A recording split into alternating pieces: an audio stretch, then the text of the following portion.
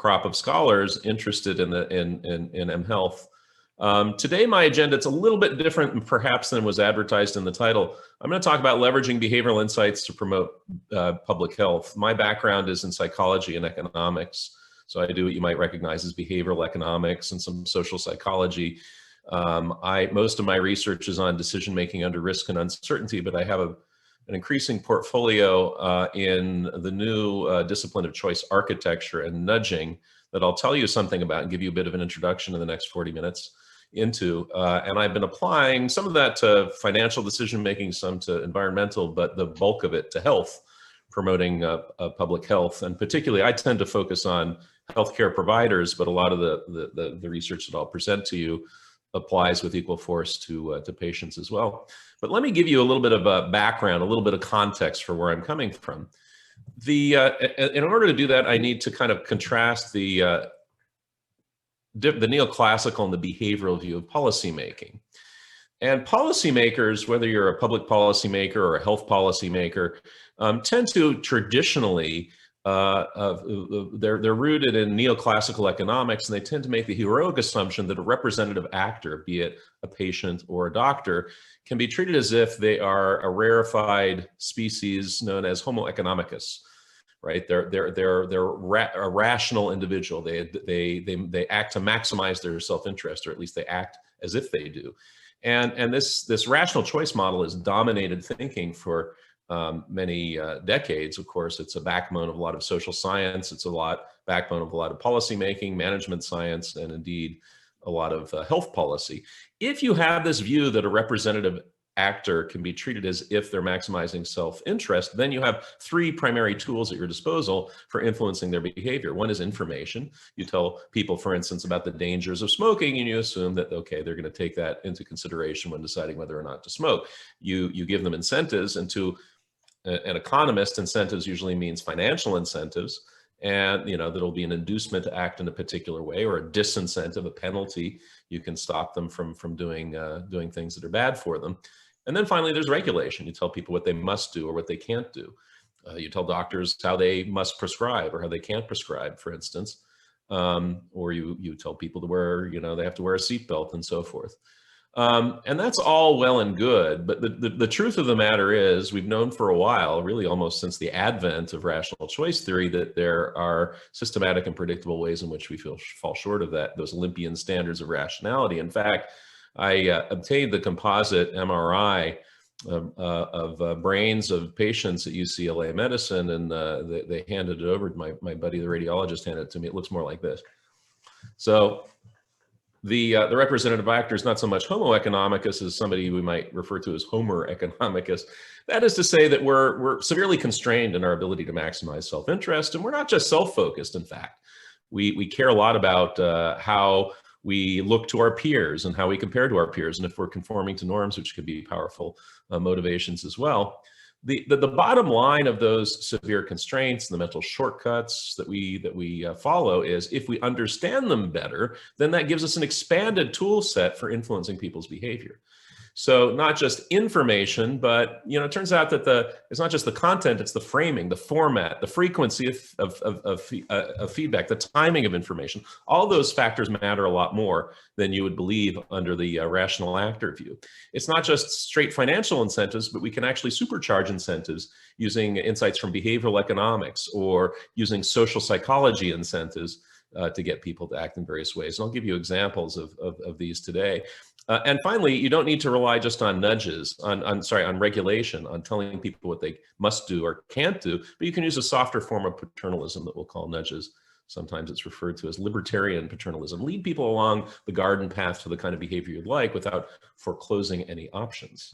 So when we talk about behavioral interventions today, our goal is to design choice architectures, perhaps using mHealth platforms, that promote better health decisions without limiting freedom of choice.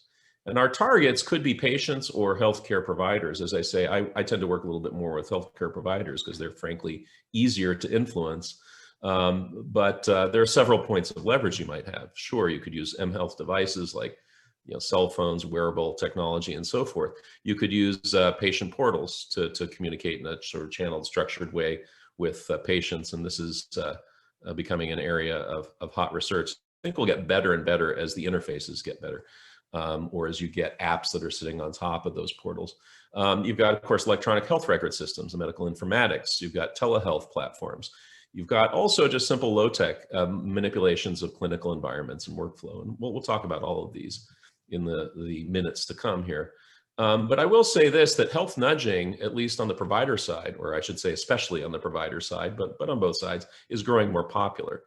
And one reason is that we're starting to learn that it's often more cost effective than traditional approaches, like, educating healthcare providers or paying them for their performance.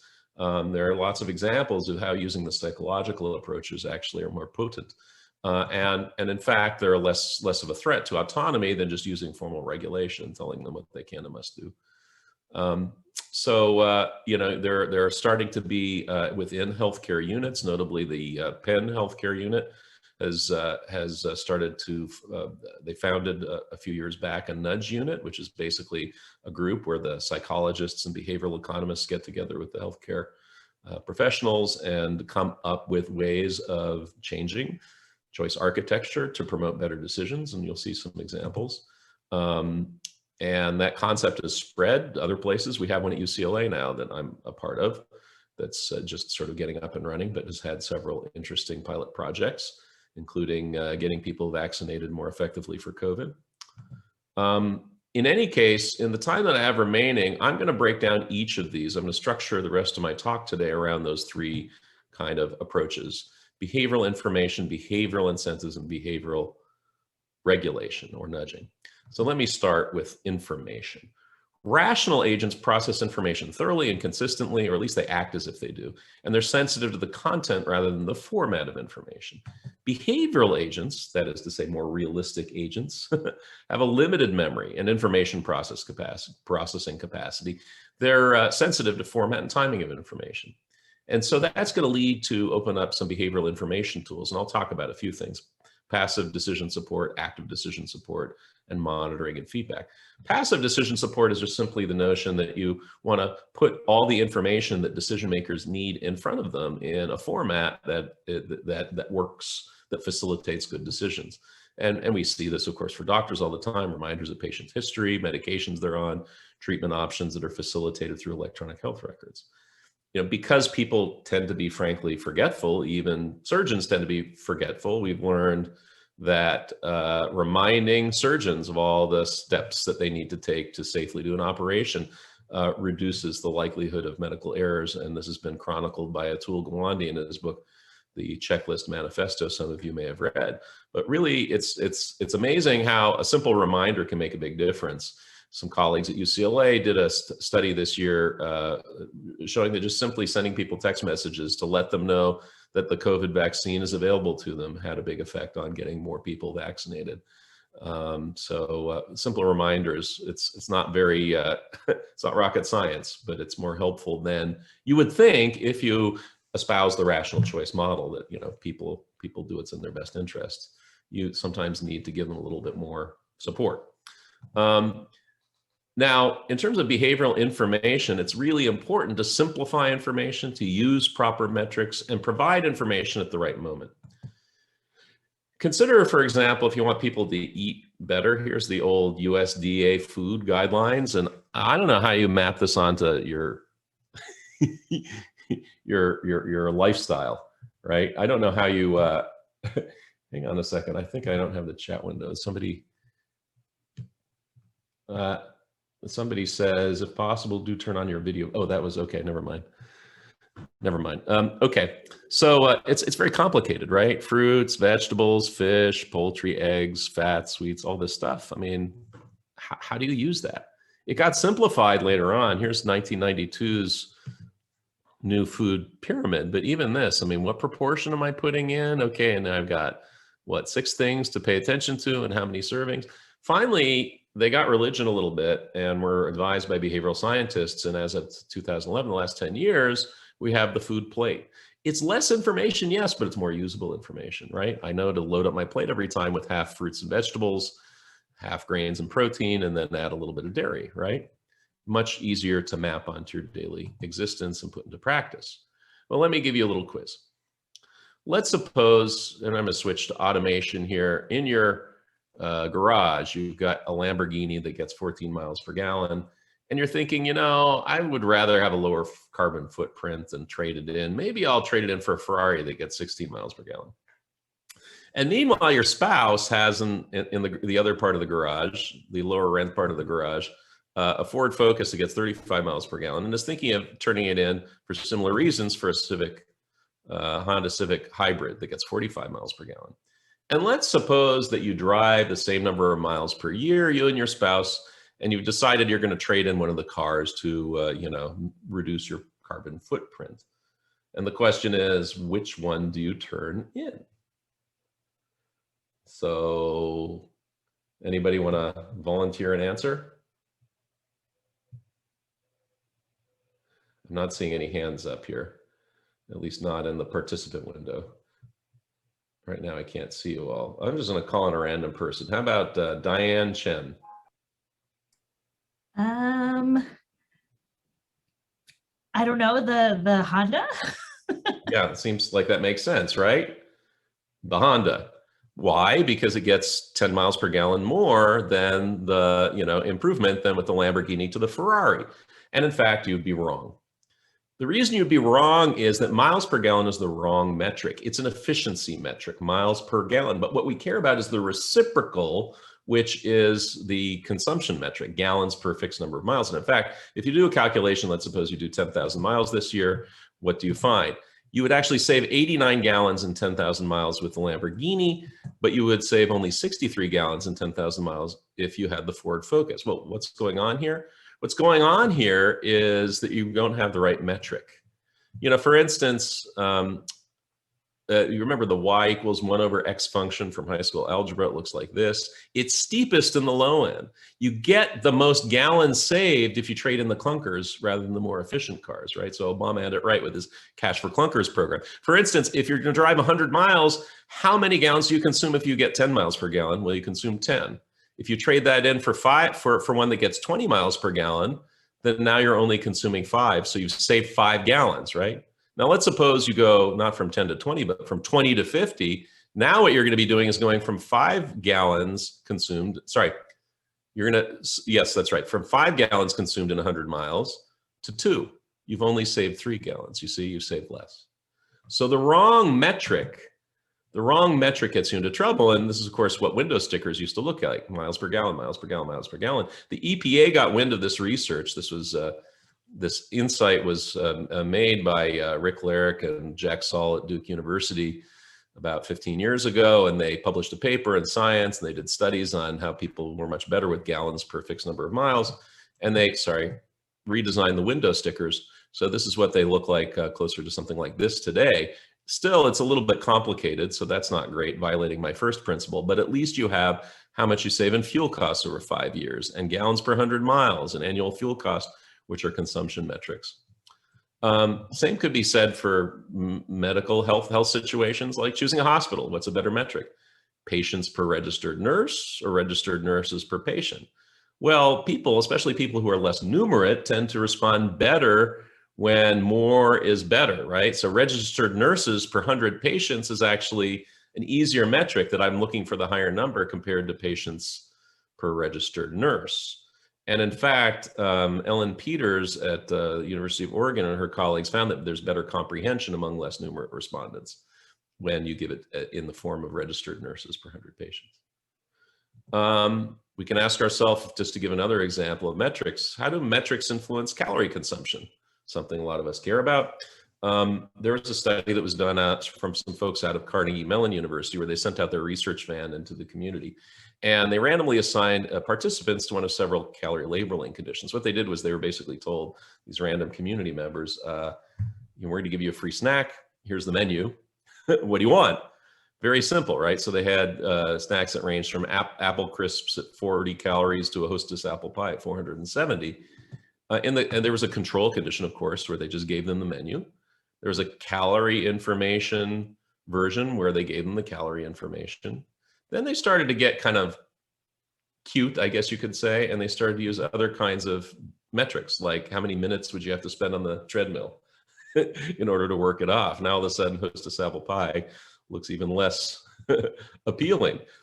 Or they would use heuristic cues, which reduce the information that's provided, which you might think, well, less information is worse, but it also is a little bit easier in terms of guiding your behavior. Green means go, right? Yellow means proceed with caution, and red means no apple pie. Or this one, maybe it's not PC anymore to present this picture, but here was their other condition: expected body size at the end of the year. This is what you're expected to look like if you're eating Hostess apple pies, and this is if you're eating apple crisps. Well, the bottom line is the format of information mattered. It turns out it mattered a lot. The control condition, they consumed an average of 220 calories. Giving calorie information did help.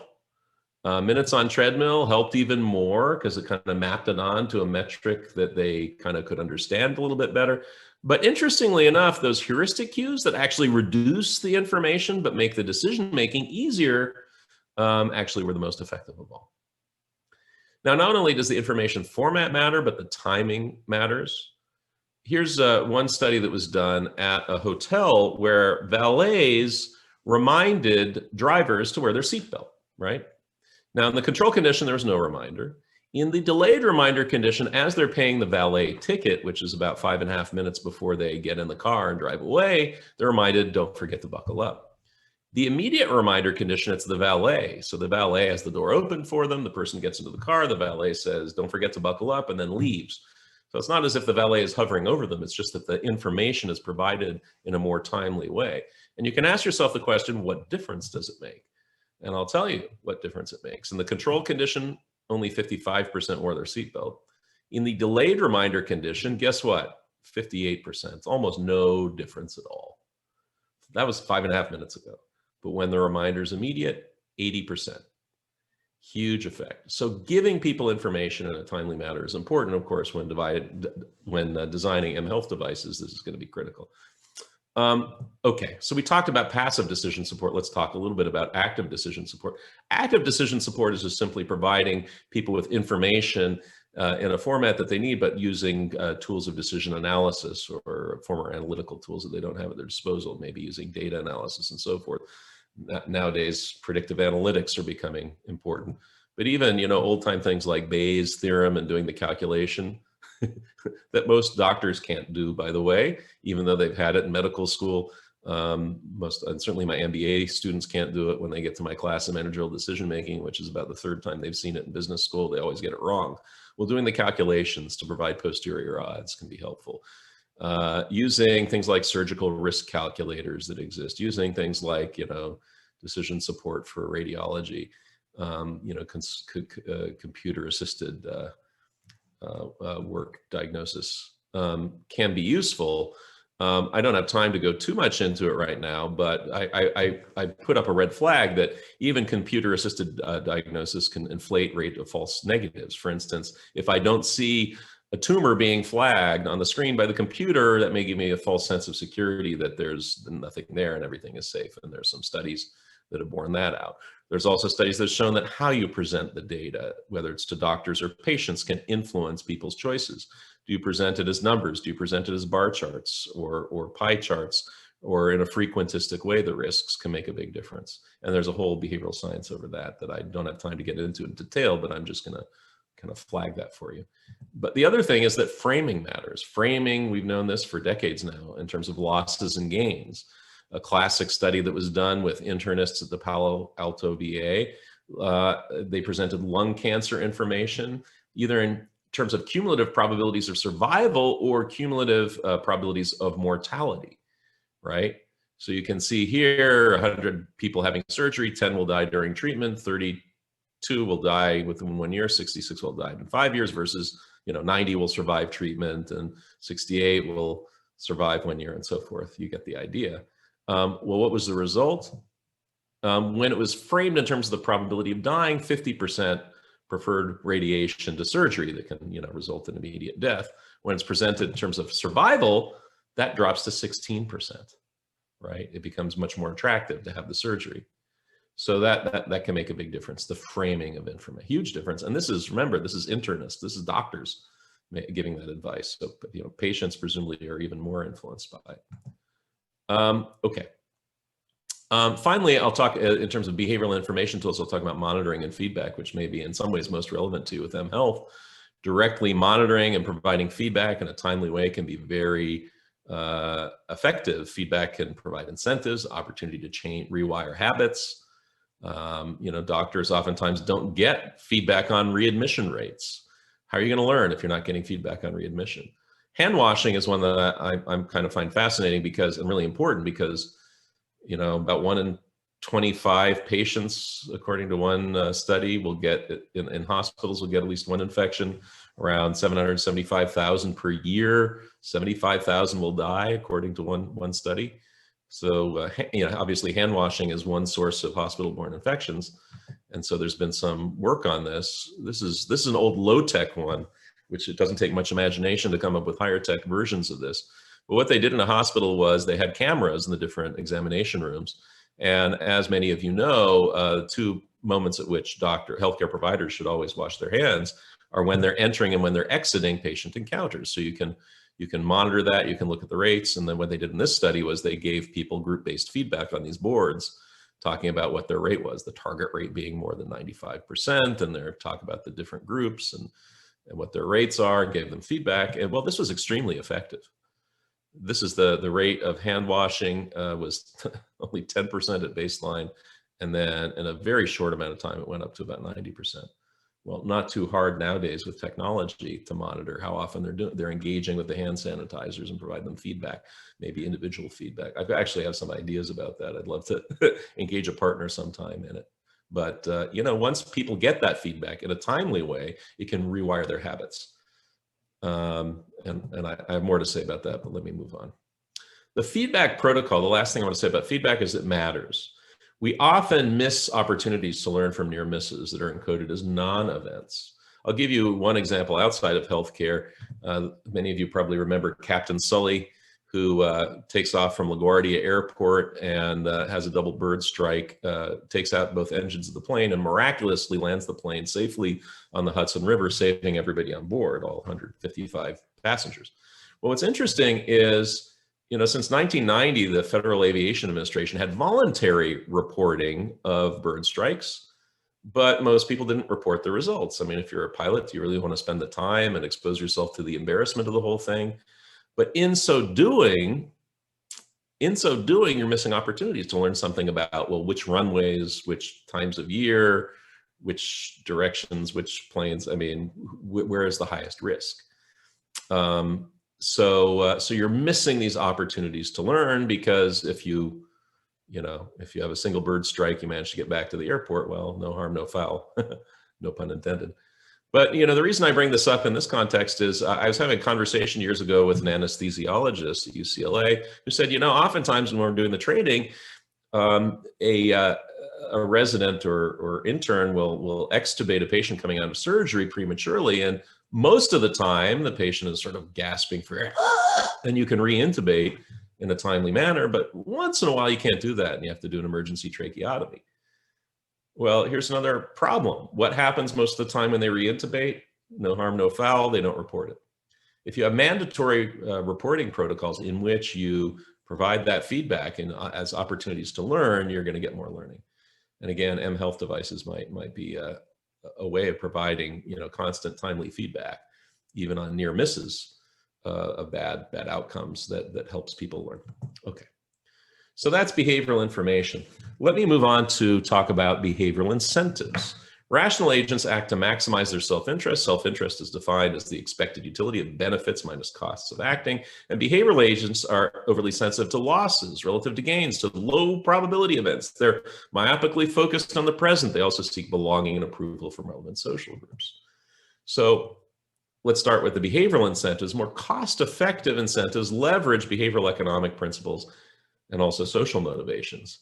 Behavioral economic principles, a lot of this is chronicled in the work of Daniel Kahneman, who some of you may know from Thinking Fast and Slow, the best-selling book. He now has a new one called Noise that just came out last month.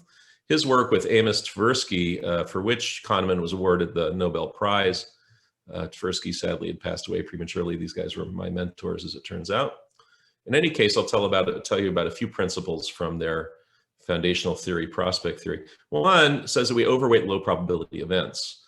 So this is why lotteries are more motivating than their expected value. We used to recruit people for surveys by giving them lottery tickets rather than $1 because it's more motivating to have a 1 in a million chance of becoming a millionaire than to get $1 for sure.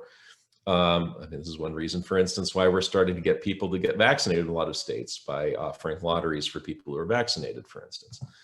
Secondly, losses loom larger than gains psychologically. So giving a person a bonus first and then telling them, okay, we're going to take it back from you if you fail to behave in a particular way is more motivating than just offering the bonus in the first place. And third, we're very present biased. We tend to discount the future. So getting people to pre-commit to doing something in the future is much easier than getting them to, in the present to commit to it. Well, I'm going to look at these one at a time. Just give you some examples quickly. One is lottery incentives. This is done by folks at Penn, trying to get patients to adhere to their warfarin medication. What do? They gave them those pill boxes that have different compartments for each day that were hooked up to the internet so that the doctors knew, the researchers knew when the compartment was open for a particular day, and they assumed that if the patient opened on a particular day, then they presumably took their medication. And it was mostly a memory thing rather than an avoidance thing. And they assigned each patient a 2-digit number. That 2-digit number, if they, there was a 2-digit number that was drawn each day, so that if they matched both digits, they got $100. So 1 in 100 chance of getting $100. If they matched one of either the first digit or the second digit, they got $10. It's like a slot machine, you know, it's not just paying off the big prize once in a while, but sometimes a small prize. That intermittent reinforcement kind of keeps you going when you're not, so that you're winning something along the way. Anyway, what it's doing is it's using that overweighting of low probabilities, but it's also using a loss aversion in the sense that people are told that, you know, if we draw your number and you didn't take your medication that day, guess what? You lost out, right? That specter of regret. In fact, I've advised people who are advising states on these vaccine lotteries, what you should do is you should select people and inform them that they would have become a millionaire if they had become vaccinated. That might be an even more powerful motivation to get vaccinated. In any case, here's the result. This is the blood out of range, percentage of the time it's out of range. And what you can see is before the lottery, it's up here. During the lottery, it improves substantially. And the bad news is when they discontinued the lottery, when they discontinued the lottery, it went back up almost to baseline.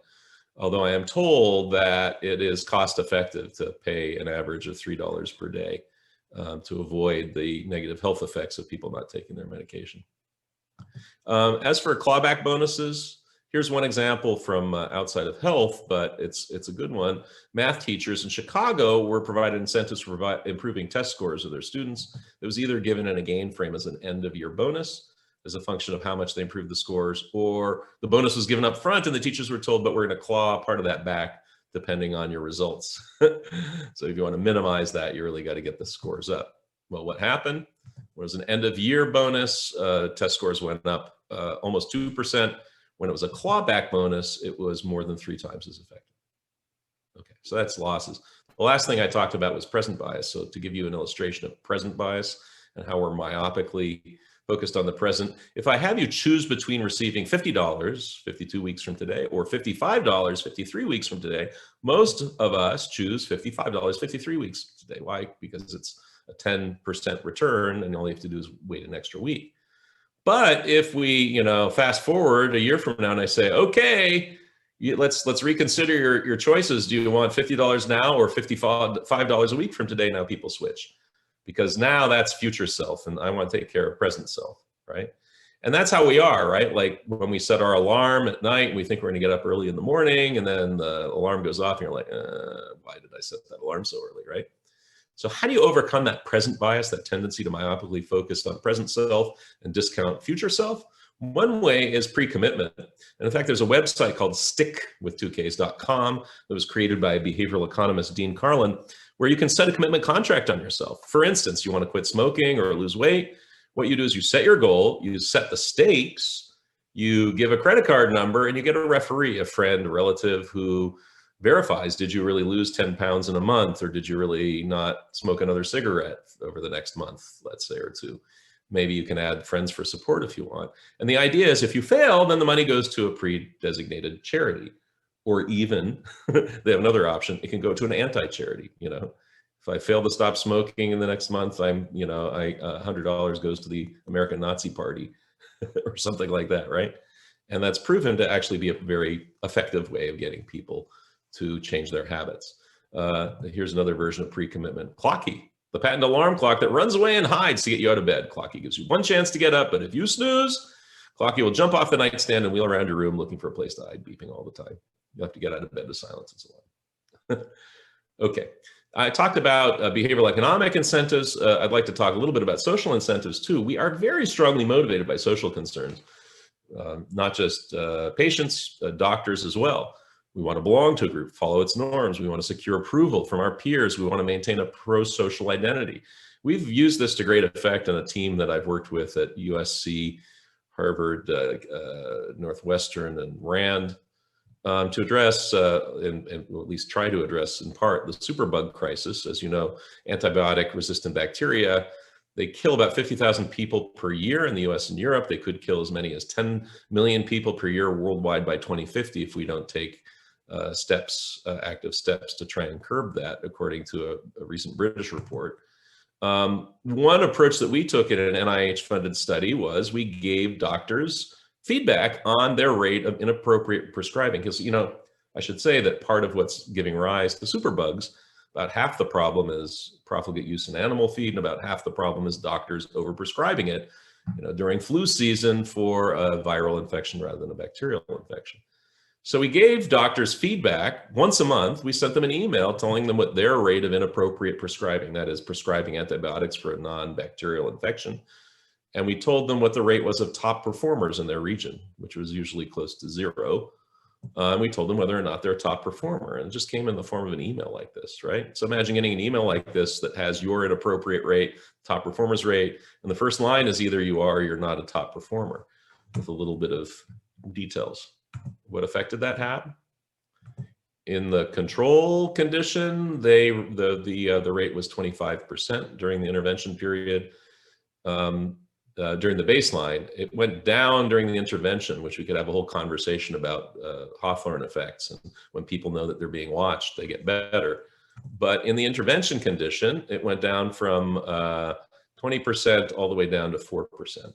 And even a year after we turned off the intervention, it maintained itself. Once I start thinking of myself as a top performer, I kind of maintain that behavior. So it was quite effective. Here's another way in which we used social incentives. We used social accountability, where if a doctor tried to prescribe an antibiotic for a non-bacterial diagnosis, an alert went up and said, okay, well, explain it. And now if the doctor enters, well, my patient demands antibiotics or something cockamamie like that, they're going to be embarrassed. And it's going to be entered into the patient record, and their colleagues are going to see it. So we thought that that might curb it. And indeed, it did. At baseline, they're about 23%. And at the end of the intervention, they were down to 5%. Here's a more dramatic version of accountability, by the way. This is my colleague, Jason Doctor, and some of his collaborators did this. They partnered with the county, with the medical examiner in San Diego, when a patient died of an opioid overdose, drug overdose. They sent the doctor a feedback letter that basically said that this is a courtesy communication to inform you that your patient died on this date. Prescription drug overdose is either primary cause or contributed to the death. And these were doctors who had prescribed opioids. That effect was had a substantial effect on average daily morphine milligram equivalents prescribed by doctors. It reduced it quite a bit. Finally, one way to use social incentives is to get people to make a commitment. Once people make a commitment to a particular course of action, it's embarrassing to back down from that or to contradict it. So we went to several health clinics in Los Angeles, and we put up in the examination rooms posters, and the posters basically in English and Spanish were testaments to the provider's commitment to responsible antibiotic stewardship. We're only going to prescribe these things when you need it. There are side effects that you want to avoid if you don't need them. And importantly, they had their photos and their signatures. So they're really making a public commitment not to prescribe gratuitously. And that had a substantial impact on reducing inappropriate antibiotic prescription. Okay, let me get to the last part of my talk. which is behavioral regulation. Rational agents are responsive only to information, financial incentives, and regulation that perhaps has positive or negative inducements attached, like jail time or penalties. Nudges are behavioral interventions that facilitate a desired behavior without prohibiting other options or significantly altering important information or economic incentives. And they work partly because we get tired. When we get tired, we take the path of least resistance in our decisions. For instance, here's a picture of Israeli judges making parole decisions. And when you're making parole decisions, you got to be really careful, because I don't want the person to commit a crime on their, while they're out on bail. So I got to be really, or they're out on parole rather. So I got to be really careful, right? So the path of least resistance, if I'm too tired or I have a hard time figuring out that I think this person's going to be okay, is to keep them in jail, right? What's interesting is they come in a pretty arbitrary, random order to the judges. But if you're the first prisoner at the beginning of the day, you have about a 2/3 chance of getting parole. And as the judges get tired, it goes down to almost zero. And then there's a morning break, and they refresh themselves with juice, coffee, whatever, and boop, it pops up to almost 2/3 again. And then it starts to crash. And then the lunch break happens, boop, it pops up again, and very quickly crashes. So when we're tired, we take the path of least resistance. Here's an example that I did with some colleagues on antibiotic prescribing. And this is just time on shift. It turns out that you're more likely to get antibiotics later on in a shift. This is the morning shift. This is the afternoon shift. So the path of least resistance we tend to take, especially when we're tired, which is interesting. We're starting to study this in like emergency medicine, where, fatigue is part of the practice. In any case, here's a kind of a whimsical example of nudging people in the wrong way, right? Why do we have an escalator there when they're going to the fitness center? But again, people like the path of least resistance. Nudge is it's a concept that was popularized by a book by Richard Thaler and Cass Sunstein, highly recommended. They have a new edition that just came out, which they call the final edition, as a pre-commitment not to revise it again. Anyway, we'll talk very briefly about 4 different kinds of interventions: channel factors, defaults, ordering and partitioning, and planning prompts.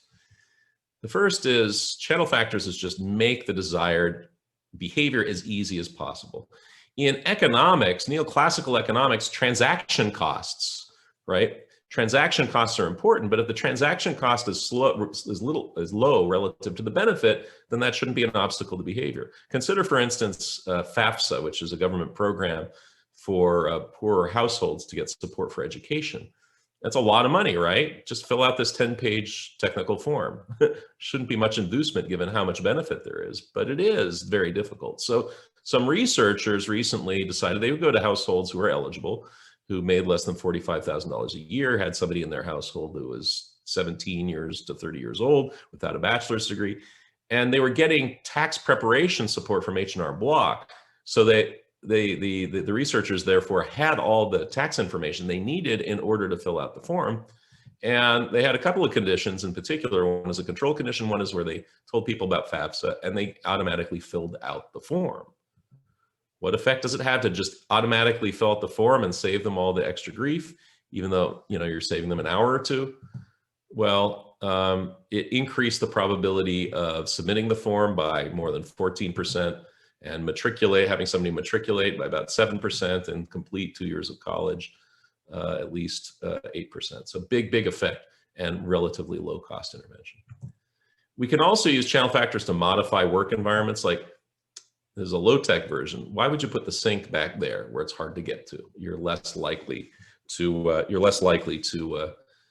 wash your hands if it's back there. If there's a sanitizer and soap and it's confusing, you're less likely to use it.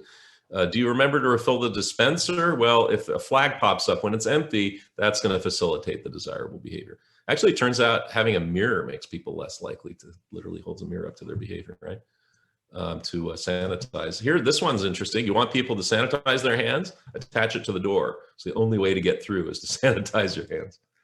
One of the best ways of doing this, by the way, of facilitating the kind of behavior you like, leading people along the garden path, is the use of defaults.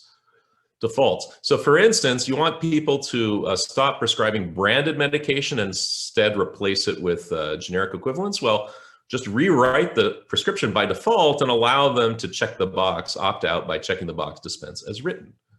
What happened when this was first done in a hospital? in 2016. Before the intervention, only 40% of the prescriptions were generics.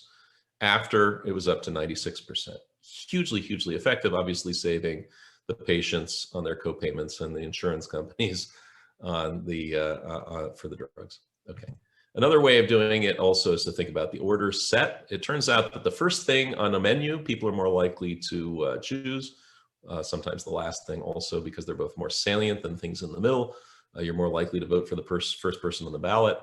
But also the way in which you group things makes a difference. This is a study that we used vignettes with Northwestern University physicians, and we described clinical vignettes of acute respiratory infections, and we gave them different order sets that were grouped in one of two ways. One in which we had the aggressive things listed individually, and the non-aggressive ones were grouped, or the other way around, right? Where now the non-aggressive ones are listed separately, and we counterbalance the order as well, and group the aggressive ones. And that actually had a big effect, overall increasing a 27% decrease in aggressive treatment when those were grouped.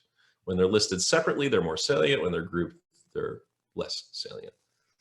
The last thing I'll say is that you have to bridge the gap between intentions and behavior, and one way you can do it is to get people to articulate a plan. Here's a study that was done of a flu clinic, where the standard way, you just tell them when the flu clinic is. The planning prompt involved very simple modification, just write in when you're going to go. So you get people to think more concretely about how I'm going to follow through my intention, and that had a big increase in the rate of people actually following through. You want people to get screening for colorectal cancer, give them a sticky note that says, don't forget, here's your appointment date, and put it on your fridge. Okay. Well, I've breezed through in my limited time, just scratching the surface really, of how if we broaden our view of people's behavior from Homo economicus, this idealized view of people maximizing their self-interest, to a more realistic view of Homo economicus, that we actually are severely constrained in our memory, information processing capacity, and so forth, that we're social animals, that we're not so selfish, or exclusively self-regarding as Homo economicus is, but we care about others rather, and what they think of us. All that stuff leads to an expanded toolkit. Yes, information, incentives, and regulation work, but we can do even better sometimes with behavioral information approaches, behavioral incentives, and nudging. And I think I will stop there before the shepherd's crook comes out and removes me forcibly. So thank you all for your attention, and I don't know if I'm probably out of time because there's another speaker, but I will say this, that I'm happy to engage with any of you afterwards if you like. I think you know in the online how to reach me. So thank you.